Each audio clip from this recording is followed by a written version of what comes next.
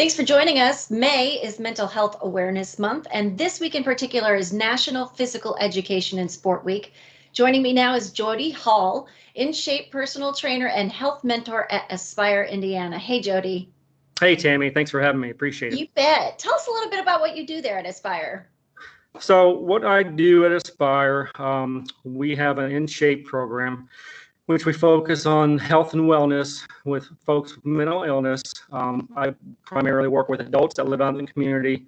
I help work with them gaining knowledge about their health issues, be it diabetes, high blood pressure. If they want to lose weight, I'll help them lose weight by just, exercising with them. I use a variety of exercises, resistant bands, medicine balls. We have a couple partnerships with gyms, Jordan YMCA and Jewish Community Center. So they allow me to come in there and train with my folks. So pretty much just help them meet the goals of whatever their goals are, be it weight loss, improve their overall health, eat better, eat healthier, etc. Well, so obviously there are mental health benefits to exercise. Let's talk about those. Well, every exercise, just getting out and walking, or anything that you do physically, is going to decrease symptoms of depression, anxiety, ADHD, PTSD, stress. I mean, it's just going to make you feel overall a lot better. On top of that, it's going to increase your energy, increase your focus, increase your self-esteem, just give your mind a little bit more energy. And if you get involved with a group or a buddy system, a buddy working out with a buddy, it's going to help with your social interaction. So do you have to be a fitness fanatic to reap the benefits of the mental health benefits of exercise? Or, I mean, how much exercise is enough exercise? It actually kind of depends on the person. I mean, if they're starting out and they haven't exercised for a while, or they're kind of new to the whole exercise fitness routine, anything from 5 to 10 minutes a day is always a good start. Ideally, they suggest 30 minutes 3 to 5 times a week of moderate exercise. So not really a fitness fanatic. Those people actually kind of scare me. So my folks are definitely not into that category, but they like the variety of stuff that I offer, because it just kind of gets them out and gets them moving and helps with flexibility and just, most of the time they're not used to being out and being physically active. So when they are, like, for the first time, I mean, they're kind of like, wow, this is awesome.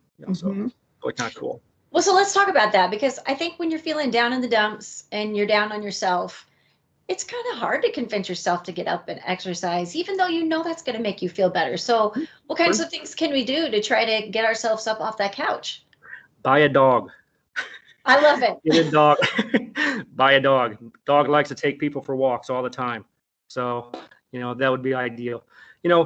Set some goals. Okay. Set some short goals. If you want to lose weight, start with like 5 pounds. Like, try to lose 5 pounds in maybe 2 weeks.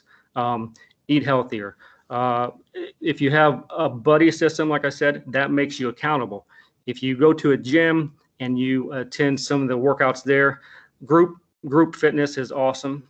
It kind of like really makes you accountable with everybody else, because basically if you don't show up for group fitness, you get trash talk the next day. So that's kind of how some of those groups are, and they're fun and they're good. But just starting small.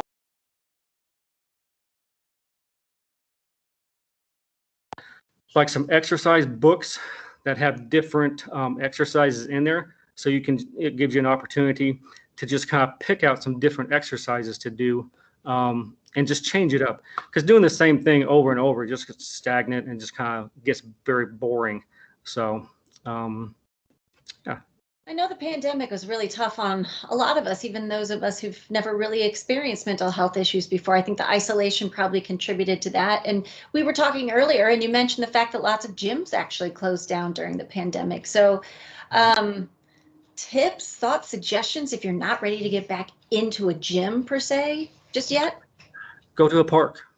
Yeah. There's parks all over the place. Broad Ripple Park. Noblesville has a lot of parks. Hamilton County has a lot of parks. Just get out in parks. If you have resistant bands, I use a lot of park equipment, be it the swing sets or the kiddie area where they have all the bars and stuff.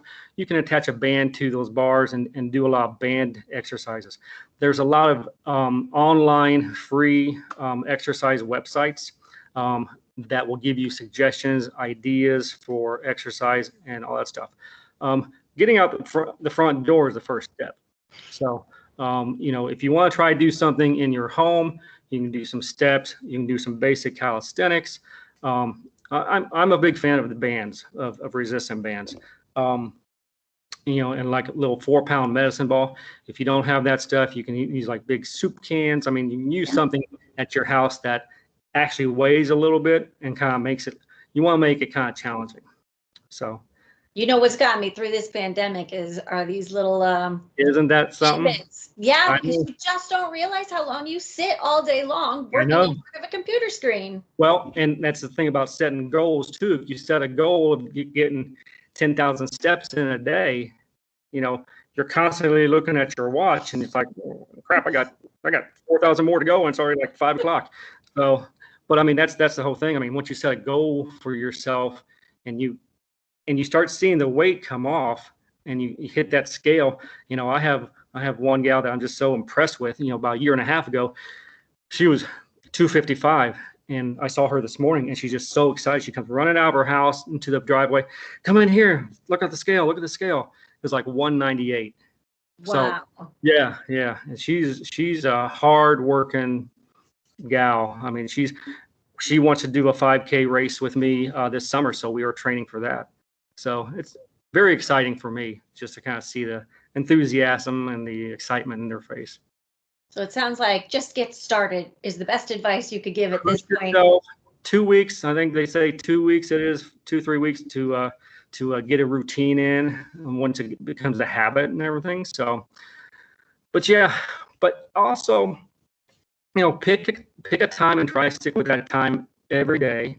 If it's going to be 10 minutes, if you want to go to the gym or if you have a bike at home or some recumbent bike or something that you can do at home, find a TV show, pick your favorite TV show, 2-3 times a week, and that you're going to be on that bike watching that TV show, so.